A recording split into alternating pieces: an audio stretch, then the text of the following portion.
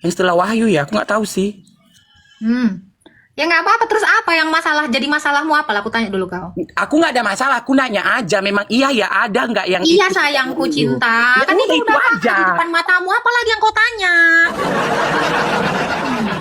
Emang gitu keadaannya. Dan Raja Louis ke-24. Mampus kita. Nah, saya nggak mau melihat kekelaman itu ya, karena kami gereja ortodoks ya, yang tetap memelihara ajaran Tuhan itu hanya bisa mendoakan Tuhan kasihanilah, gitu, gitu aja. Oh. Ketika itulah engkau mengangkat nyawaku dari dalam liang kubur. Terus itu Kak, saya mau nanya itu dia Yunus. Sabar, dikatakan ya. Halo Bapak Ibu saudara-saudara terkasih, selamat datang di channel Juru Selamatku. Sebelumnya jangan lupa subscribe, like, dan bagikan tentang kebenaran Tuhan kita yang besar, dahsyat, dan penuh kasih. Pembahasan kali ini akan disampaikan oleh apologet yang sangat luar biasa, yaitu Saudari Agatha. Beliau akan berdiskusi santai dengan beberapa umat Kristen. Dari diskusi tersebut banyak sekali pembahasan yang menarik mengenai pada abad keberapa masa-masa kekelaman gereja Katolik dan bagaimana keadaan gereja saat itu. Dan seperti yang tertulis dalam Alkitab, apakah Nabi Yunus yang di dalam perut ikan itu mati atau tidak? Tanpa panjang lebar, saya ajak Bapak, Ibu, Saudara-saudari untuk melihat diskusi yang sangat menarik ini, tentunya menambah wawasan dan menguatkan iman kekristenan kita.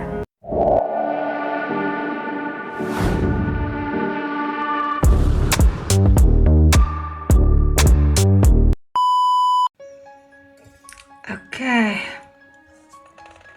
Kayak judul lagu, Kak. Iya dong. Aku tak tahu apa yang gini, yang itu di gelap-gelap. Oke, silakan Iza Zega. Ada yang mau ditanya? Halo Kak. Halo, halo. Oh, yang pertanyaan saya Kak, berarti yang Kristen Protestan itu berarti kitabnya itu ada yang dikurangi ya dari kitab yang aslinya? Ya nggak tahu, kau tanyalah sama pemuka agamamu. Enggak, kan ada keluarga itu, karena keluarga aku nah juga yang Katolik kan. Iya, memang mereka ada kitabnya, memang di tengah-tengah itu ada memang yang nggak ada di kitab yang sering dipakai Kristen Protestan.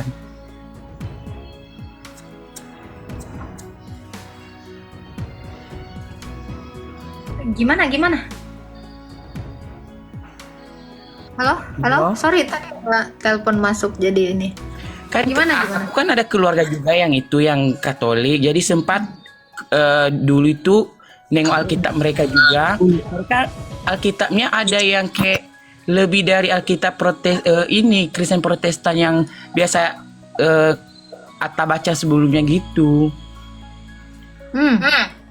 Gimana, gimana? Ih kakak inilah jijik. Ya aku tadi balas WA. Gini kan Atta juga ada keluarganya yang Katolik. Ya. Tapi di Lalu kitab mereka itu ada kayak kalau kita bilang lebih kitab, mungkin itu memang dari sananya ada kitab mereka, tapi beda sama yang kitab yang biasanya Atta baca gitu. terus apa yang gue tanyakan sama aku? Aku mau tanya memang iya toh ada gitu. Karena kan Atta kan nggak tahu juga. Nggak tahu apanya. Nggak tahu kalau ada kitab yang itu, yang kayak dari Katolik itu kan ada kitabnya yang memang di kan itu kan Maleakhi kan. Terus ada kayak tambahan kitabnya. Baru nanti masuk ke Matius. Matius apa yang terakhir ya? Yang setelah Wahyu ya? Aku nggak tahu sih. Ya nggak apa-apa. Terus apa yang masalah? Jadi masalahmu apa lah? Aku tanya dulu kau. Aku nggak ada masalah. Aku nanya aja. Memang iya ya ada nggak yang Iya itu? sayangku cinta. Ya Kan udah, itu itu udah ada aja. di depan matamu. Apalagi yang kau tanya? Emang gitu keadaannya. Ya memang ada yang tidak dipakai. Ya kita hargai itu. Iya sih, udah pernah tak ini, tapi waktu kayak umur-umur tak kelas SD gitu sih bacanya. Sekarang sih nggak pernah jumpa lagi. Iya, gak apa-apa. Itulah yang Atta tanya, cuma memastikan. Iya, memang ada yang seperti demikian. Tidak masalah.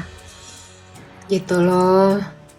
Sebab kitab Anagenos Komena ini memang tidak dijadikan sumber landasan iman, karena itu adalah kitab yang dituliskan orang-orang jujur dan orang-orang saleh, dan itu benar.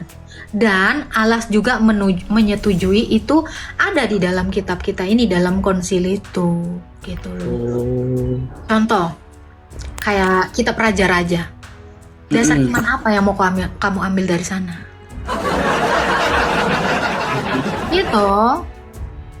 Gitu. Tapi kita banyak belajar dari sana bahwa seorang raja itu harus diurapi, memang. Ya kan? Kita tuh jadi harus tahu alur bekerjanya Allah, gitu. Seperti itu. Gitu loh, Bang. Bukan Iza Zega. Apalagi yang mau ditanya?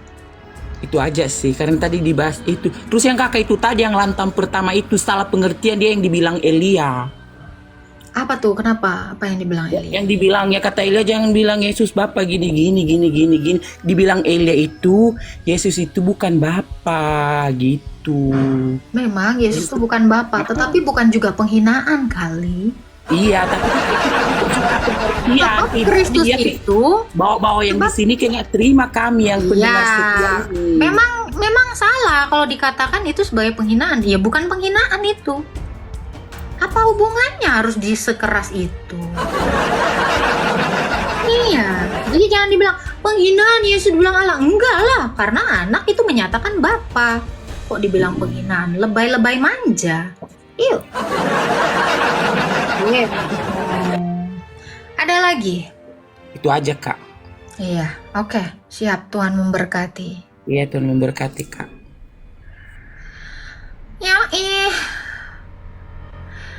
Ada lagi?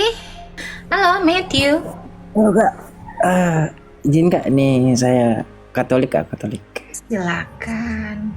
Izin mau tanya dikit kak tentang pada abad keberapa kak masa-masa kelam gereja Katolik kak? Kau orang Katolik, kau lah itu. Enggak mau tanya. Ya kau lah, kau kan orang Katolik. Masa aku yang mengatakan kekelamanmu? Ya kamu lebih tahu kekelaman Anda seperti apa. Tidak masa kakak ada sempat nyentuh dikit nggak kak soal perjalanan iman gereja Katolik dari abad ke abad? Soalnya sejak semula gini ya, gereja itu 1 sampai di abad ke-8. Di situ ada skisma kecil antara 4 gereja timur dan 1 di barat yang kita kenal sebagai Katolik Roma. Nah, dari situ ada skisma. Di situ mulai menambahkan beberapa teologi-teologi baru yang kita dapat dari skolastika, dan gereja timur tetap mempertahankan ajarannya para rasul.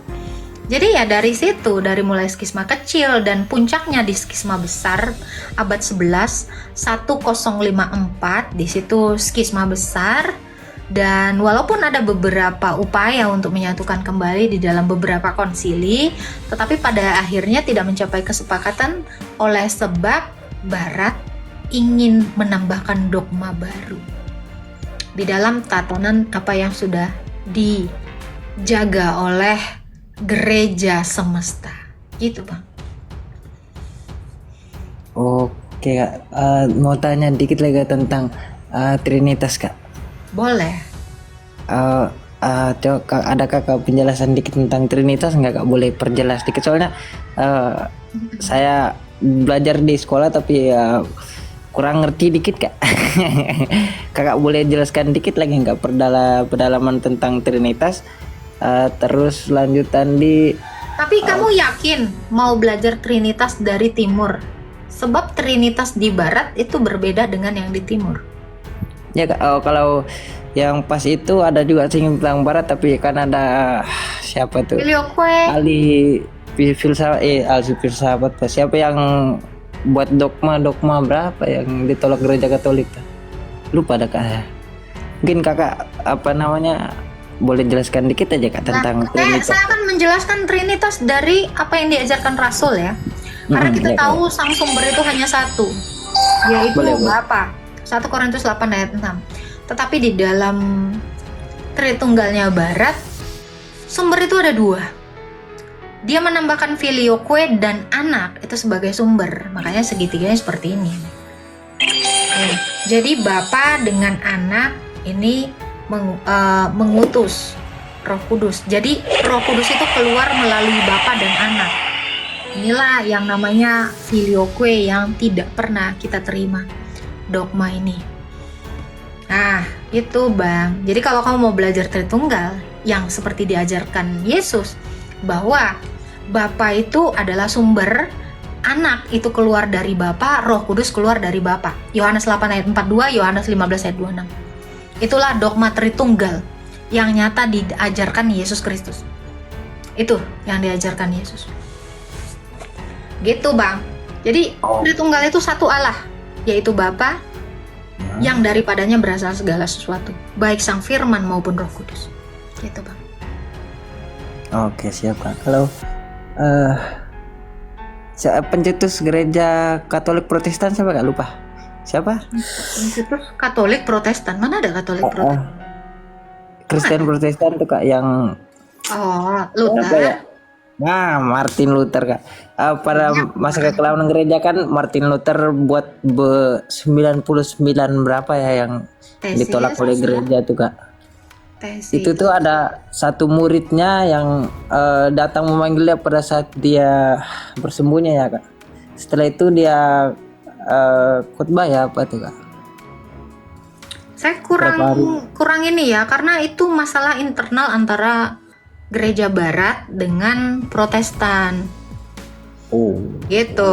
Timur itu nggak ikut campur untuk itu, gitu. Karena ini kan permasalahan di dalam tubuhnya Katolik Roma atau gereja Barat, ya. Bless me God, jangan tersinggung ya sayang ya. Tadi Tritunggal itu penjelasan ayatnya di mana Kakak? Yohanes 8 ayat 42. Yesus datang dan keluar dari Bapa. Yohanes 15 ayat 26, Roh Kudus datang dan keluar dari Bapa. Gitu. Gitu. Jadi itu kan masalah internal dari Katolik ya. Katolik Roma ya, semua banyak denominasi itu ya dari situ. Ya, Ortodok hanya bisa mendoakan Tuhan kasihanilah. Sebab Tuhan juga Tuhan juga mengatakan di dalam 1 Korintus 11 ayat 19, penyesat itu harus ada di antara kamu untuk melihat siapa yang tahan uji. Menyala Kakak. Ada lagi Bang Matthew yang mau ditanya? Ada lagi Kak. Iya, silakan. Pada saat masa pemerintah gereja,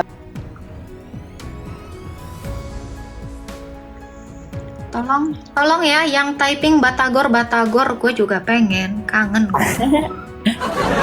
Tahun gue nggak makan Kakak batagor. bisa ngejelasin dikit nggak Apa tuh? bahasa apa namanya keadaan gereja Katolik pada saat pemerintahan Raja Louis ke-24? Mampus kita. Nah, saya nggak mau melihat kekelaman itu ya, karena kami gereja Ortodoks ya, yang tetap memelihara ajaran Tuhan itu hanya bisa mendoakan Tuhan kasihanilah. Gitu aja. Di masa kekelaman itu ya, kami mau bagaimana lagi? Itu adalah tantangan yang dihadapi gereja Barat. Gitu. Tak kira kakak Katolik. Ternyata kakak Ortodoks. Aduh, sorry. Iya, jadi saya kalau mau ngomongin Katolik Roma ya sebenarnya nggak kapasitas saya. Cuman Anda bisa nanya nanti di roomnya Joseph atau RK jangan. RK baik. Di story kakak kan ada penjelasan bagus sih, penjelasan kakak di Skak Suma yang lihat aja di Agatha o Palermo 1, mantap di situ. Siap kakak. Itu sejarah ya, tapi kita bukannya mau skeptis terhadap gereja apapun. Saya katakan orang Katolik, orang Protestan, orang Ortodok, kita semua ini adalah murid Kristus. Jadi mau ada yang melakukan, mau ada yang ngeyel, mau yang tetap taat, ya kita tetap murid Kristus. Kita semua disatukan di dalam Kristus, gitu ya. Sejarah-sejarah kelam itu ada ya supaya kita tahu, tetapi bukan supaya kita gontok-gontokan. Gitu aja kok. Ya, pentingnya kita mengetahui sejarah. Seperti itu. Tapi bukan artinya saya nggak suka sama Katolik. Teman saya banyak yang Katolik. No, bless me God, Katolik.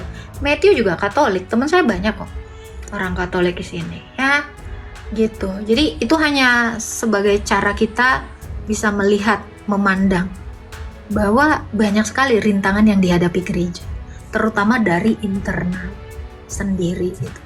Karena itu tadi Bang, 1 Korintus 11 ayat 19. Memang harus. Jadi untuk menguji ketaatan gereja itu, apakah bisa tetap mempertahankan ajarannya para rasul, 2 Tesalonika 2 ayat 15, ya memang harus ada penyesat di dalam untuk melihat siapa yang tahan uji. Kita sebagai orang Kristen, apakah kita mau tetap taat kepada Tuhan Yesus dengan melakukan seluruh ajarannya, atau kita mau protes terus sampai mati? Ya, tapi ingat Tuhan menyukai orang yang taat, bukan orang yang sok pintar dengan protes A, B, C, D segala macam. Siap. Enggak, ini hanya menambah studi saya Kak soal pengetahuan nih. Soalnya kajian saya di ini dah. Enggak, udah berhenti dari sekolah itu sih. Tapi ya saya masih menjalankan studi pribadi. Ya, nggak apa-apa Bang. Kita itu memang setiap hari harus dimuridkan. Kan disuruh Tuhan Yesus, pergi dan jadikanlah semua bangsa muridku. Siap.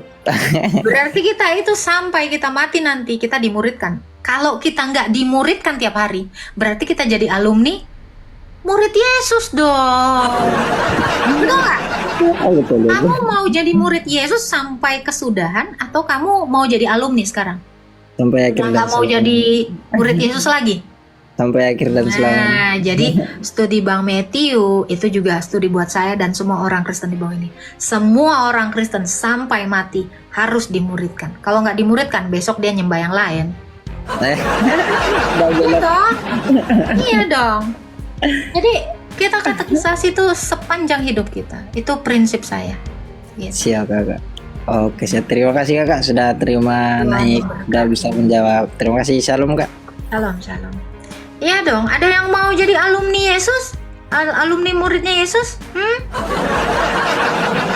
Ada yang udah sok paten di sini, nggak mau belajar? Ya nggak apa-apa.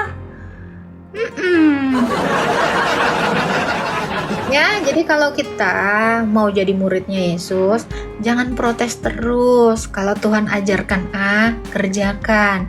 Ajarkan B, kerjakan. Jangan kepala kau itu protes saja. Halo, Tio Andi Papahan. Halo Kak Agatha. Iya, silakan. Ada yang mau ditanya? Apa? Gini. Saya pernah mendengar tentang Nabi Yunus. Di satu sisi dari pihak Kristen yang lain atau pihak istilahnya, ada mengatakan Yunus itu. Kamu nanya aja di sini, jangan kamu narasi orang. Kalau kamu tanya sini, tanya Alkitab, bukan tanya narasi orang. Iya, oke. Siap. Iya. Maksud saya gini, menurut Alkitab itu Nabi Yunus pas di perut ikan mati atau tidak itu? Ya mati dong. Kalau dia nggak mati, Yesus nggak mati dong. Nih, kamu baca. Kok menurut si ini, menurut ini? Menurut Alkitab, baca. Baik. Tapi pas. Alah, kau baca dulu. Yunus cuma 4 pasal pun kau nggak sanggup baca. Baca dulu. Saya nggak mau menjelaskan pendapat orang. Saya nggak urusin sampah-sampah masyarakat. Saya akan baca sendiri Alkitabnya. Yunus itu PL atau PB ya? PL. Yunus itu Taurat nggak sih? Gue takutnya Yunus itu Taurat ya. Soalnya Yeremia kemarin Taurat katanya. Gimana dong? Aduh, silakan Yunus baca. Jadi untuk orang-orang yang bilang ya, Yunus tuh nggak mati, gitu ya. Kita baca Yunus 2. Oke. Kita baca dari ayat yang keempat ya. Abang punya kitab Yunus? Ada. Ada nggak sih agama yang nggak punya kitab Yunus? cuman taunya Injil, Taurat, Zabur, kitab nabi-nabi nggak tahu ya. Ada Tuhan yang mengutus Yunus tapi nggak ada kitabnya, ada ya. Lalu aku berkata, aku telah tersingkir dari hadapan matamu. Mungkinkah aku memandang lagi bait-Mu yang kudus? Segala air telah mengepung aku, mengancam nyawaku. Samudra dalam meliputi aku. Rumput laut membelit kepalaku. Ke dasar gunung-gunung aku turun, tenggelam ke dasar bumi. Pintunya terpalang di belakangku selama-lamanya. Ketika itulah engkau mengangkat nyawaku dari dalam liang kubur. Terus itu Kak, saya mau nanya itu dia Tunggu. Yunus. Sabar. Dikatakan ya, dari dalam ini tenggelam di dasar bumi, pintu-pintu terpalang. Ketika itulah engkau mengangkat nyawaku dari liang kubur. Mati kagak nih? Mati nggak lo? Menurut Anda ini enggak? Nah, saya kasih tahu. Yunus itu adalah tipologi dari Yesus yang mati lalu dibangkitkan. Jadi untuk orang-orang yang bilang Yunus nggak mati, maka kamu juga akan mengatakan Yesus itu tidak pernah mati 3 hari. Sebab Yunus 3 hari di dalam perut ikan, Yesus juga 3 hari di dalam perut bumi. Jadi kalau ada orang yang mengatakan Yunus tidak mati, kamu memfitnah juga Yesus yang adalah tipologi dari Yunus tidak mati. Ya, di sini dikatakan dari liang kubur.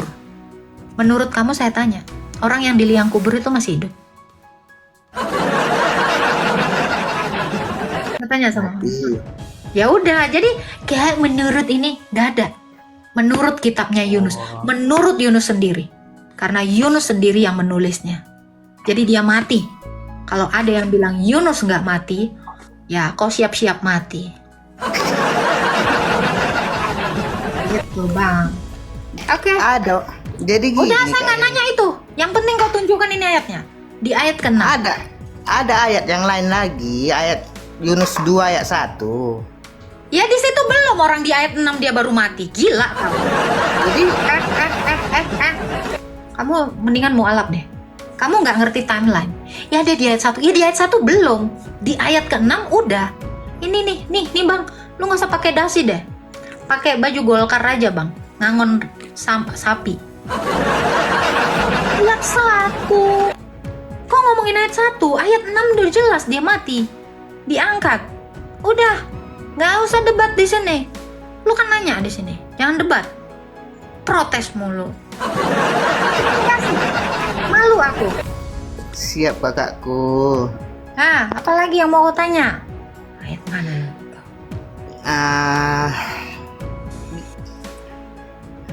Dalam akhir zaman gimana? Kan kami kan dari ada gambaran akhir zaman itu gimana tuh kayak menurut keyakinan dalam Alkitab? Lo kan belum pernah baca Alkitab? Jarang-jarang baca Alkitab kayak. Saya nggak nanya jarang-jarang. Kamu Kristen baru berapa hari? Berapa jam kamu Kristen? Sejak lahir kayak. Kalau sejak lahir kau udah Kristen, kok kau nggak tahu? Ya, karena di gereja cuma pekabaran keselamatan aja, cuma nggak ada pekabaran tentang apa nama akhir zaman. Jadi mohonlah penjelasannya. Ih, nggak mau aku jelasinnya. Kerjaan gereja kau apa? Aku main capek ngurusin kau. Kau bacalah. Aku pula aku suruh. Yang dapat durung-durung dia, yang dapat perpuluhan dia. Aku yang capek. Malas. Capek pula aku ngajar-ngajar kau. Tapi kan kakak buka room ini supaya orang mengerti tentang. Enggak mah, aku buka room ini biar kau ngasih kolekte sama aku. Memang kau kira apa? Cari uang aku cari makan, aku buka room ini. Mau apa kau? Enak kali kau ngajar-ngajarin kau gratis. Malah bayar. Kasih kakak itu lope-lope. Nggak usah lope-lope, nggak laku lope-lope sama aku. Mau maunya sih mah. Jangan gitu. Kan aku kan pengen belajar kakak. Bang, kamu nih udah katekisasi belum sih? belum pernah katekisasi, cuman apa karena agama saya dari warisan, istilahnya apa yang diajarkan orang tua itu yang kita dapat, apa yang di istilahnya Apa? Ya memang gereja itu warisan bang, agama semua orang diwariskan. ya itu loh, makanya mohon lah ke kakakku yang cantik penjelasannya. Apa yang mau kau tanya? Masa Alkitab Kan kalau aku tanya tentang apa zaman katanya kan ku dengarkan ada langit baru dan bumi yang baru. Itu gimana konsepnya? Kok gimana konsepnya? Apakah bumi dan langit yang baru itu orang-orang yang kudus itu ada di bumi ini? Itu ceritanya atau gimana itu kayak? Entah, aku nggak tahu ceritanya. Makanya aku tanya sama kakak. Ya, aku nggak tahu ceritanya. Aku nggak tahu juga bang ceritanya sampai keluar singa di rumahku ini baru aku tahu ceritanya bang. Ngomong kah? Bukan sombong loh bang. Capek aku bang. Serius. Ya. Pendetamu dapat perpuluhan, aku dapat laporan. Dia yang enak, kau yang pandai, aku yang sesak napas. Pantatku udah nyala, tenggorokanku kering, nggak mau lah. Mana itu? Itulah dah. Mungkin pendeta kami pun Ada yang di bawah, kayak lapet katanya. Marah kau. Ini aku nggak mau jelasin, kau bilang aku lapet. Sosokan yang di bawah ini. Tapi berani dia naik ke atas. Mampus kalian kan? Kau aja nggak berani naik ke atas. Masih mending dia naik ke atas dimaki-maki. Rata-rata Kristen dale semuanya. Oh tuh, mampus kau Arta. Dikatain Kristen dale kau. Cuman bisa ngeritik aja kau. Kau naik ke atas saya nggak berani. Iya kan? Masih mending abang ya kan? Siap untuk dimaki-maki ya kan bang? Berani bertanya kan, berani bertanggung jawab ya kan? Iya, berani kok dimaki-maki. Yang di bawah takut. Apa yang mau aku tanya bang? Aduh, kasihan pula aku nengok dia kan. Tentang apa ini kak? Apa namanya? Apalagi nih, lupa pula. Tadi udah ingat, sekarang udah lupa pula ini. Apa yang harus tanya ini? Langit yang baru dan bumi yang baru.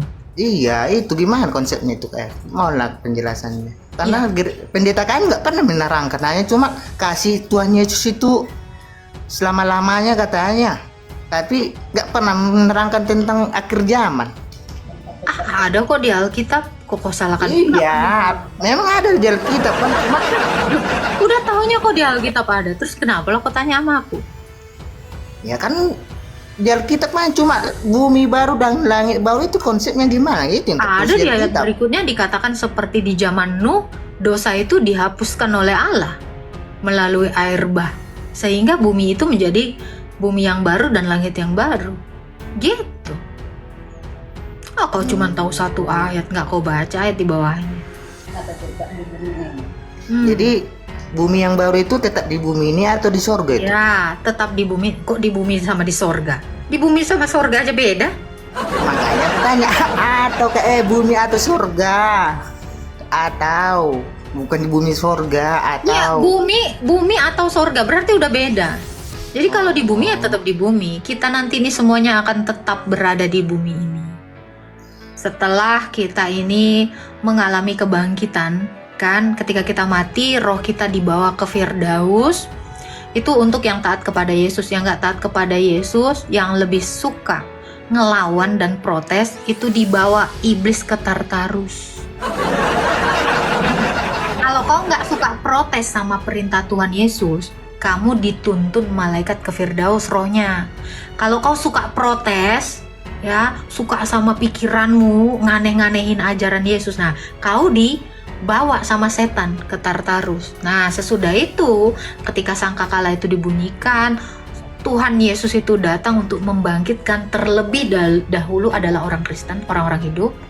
lalu diubahkan menjadi tubuh yang sama dengan Kristus. Makanya di situ dikatakan Yerusalem baru turun dari sorga. Nah, di situ kita diturunkan ke bumi yang baru dan langit yang baru. Dan orang-orang yang tidak percaya kepada Yesus, orang-orang mati, itu akan dibangkitkan untuk dihukum selama-lamanya. Gitu, Bang. Jadi di mana tempat kita? Di bumi yang baru dan langit yang baru, yang tanpa dosa, tanpa iblis, tanpa kematian. Itulah yang disebut dengan bumi baru dan langit baru. Sebab di langit sudah tidak ada lagi kuasa-kuasa setan atau kegelapan. Di bumi sudah tidak ada lagi dosa, tidak ada lagi kematian. Inilah bumi yang baru dan langit yang baru. Seperti jadi itu, intinya enggak ada lagi jadi katanya aku dengar ada kenikmatan di surga, di bumi yang baru. Nggak ada di Alkitab. Nggak ada ya. Nggak ada. Jadi ketika Yesus datang pada saat ke bumi ini, pada saat itu kita masih hidup, itu gimana? Apakah kita dimatikan atau gimana? Semua orang akan mengalami kematian. Pada saat Yesus datang Ibrani 9 ayat 27. Ya, semua orang akan mengalami kematian. Sebab sama seperti setiap orang ditetapkan mati satu kali, lalu dihakimi. Gitu. Sebab Kristus dalam kodratnya sebagai manusia, dia juga mengalami kematian, lalu bangkit. Demikian kita. Oke, jadi saya tanya lagi ke gini, kita mengalami keberdosaan lagi ceritanya. Sebelum meninggal kita nggak mengaku keberdosaan kita, tiba-tiba kita meninggal gitu. Itu Dihakimi. Itu gimana itu? Dihakimi. Nggak sempat kita mengaku keberdosaan kita itu. Ya, jangan nggak sempat dong, keburu telat nanti sakit mah. Jadi orang Kristen begitu dia menyadari dia salah, dia harus mengakui dosanya dan ekaristi. Kalau tidak sempat ya dia mati dalam dosanya. Ya, kalau kamu itu mati sebelum mengakui dan memohon ampun atas dosamu, ya kamu mati dalam dosamu. Maka kamu akan dihakimi sesuai dengan perbuatan. Gitu, Bang. Kayaknya hati-hati orang Kristen. Ya. Selalu dikatakan anggaplah. Jadi kalau ekaristi itu tiap hari atau tiap minggu itu kayak. Karena di gereja kami hanya sekali 3 bulan ekaristinya perjamuan. Ya, di Alkitab dikatakan murid-murid Yesus itu setiap hari ekaristi. Sehari 1 kali ekaristi. Ya, kalau pendetamu bisa mengadakannya 1 minggu sekali ya nggak apa-apa. Ya, kau berdoa aja supaya jangan mati. Enggak, ini sebelum minggu itu kebetulan sekali 3 bulan pula di sini tempat kami. Ya janganlah, Yesus bilang tiap hari, makanya Rasul itu tiap hari. Yesus itu nyuruh tiap hari, makanya Rasul melakukan itu. Sebab Rasul-Rasul itu diajarkan Yesus untuk melakukan itu semua. Iya. Iya ya. Terima kasihlah kakakku yang cantik. Alah, udahlah. Pencerahan. Tuhan berkati. Iyalah. Ya, begitulah penjelasan dari Saudari Agatha. Bagaimana menurut pendapat Bapak, Ibu, Saudara-saudari sekalian setelah melihat video tersebut? Tentu kita semua pasti merasa terberkati dan juga menambah wawasan tentang juru selamat kita, yaitu Tuhan Yesus Kristus. Mari kita sama-sama belajar terus tentang kebesaran dan kebenaran Tuhan Yesus melalui video-video selanjutnya. Shalom dan Tuhan Yesus memberkati.